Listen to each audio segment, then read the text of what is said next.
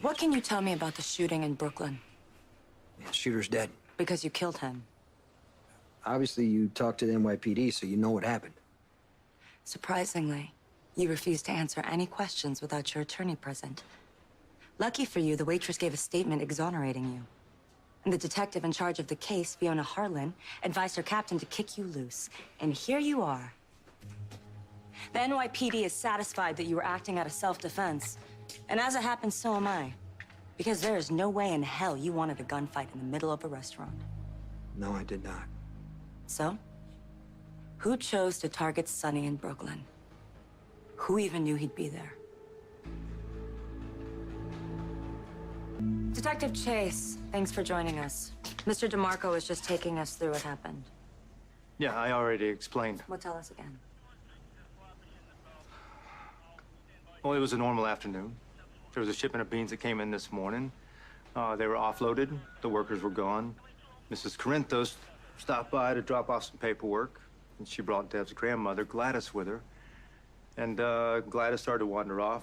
I went after her, and that's when the shooting started. So you actually saw the attack begin? I did. I put Gladys in the office and returned fire. Mrs. Corinthos was pinned down, and there was no way to reach her because of the shooting. Did it occur to anyone to call the police? We were a little busy. Please continue, Mr. DeMarco. Well, the gunfire was getting closer to Mrs. Corinthos. I was about to try and reach her. That's when some guy ran in and started covering for her. Brando Corbin. I guess.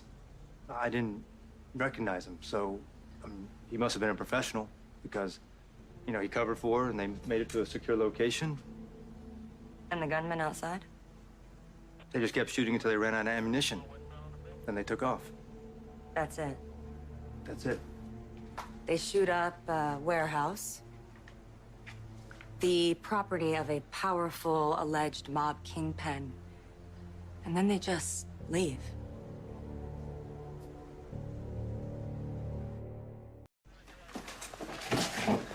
I don't know what to tell you, ma'am. The gunmen were here, shooting, then they were gone.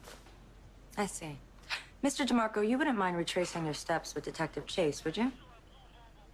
No, ma'am. Great. Get started. Mr. Morgan, can I speak to you outside?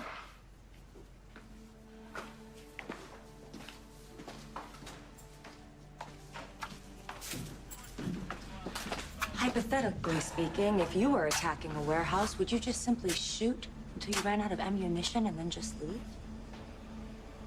These were either the most incompetent gunmen in the history of organized crime, or Mr. DeMarco isn't telling us the whole story. I wasn't here, so I can't say. Of course not. I have to admit, I do admire you on some level.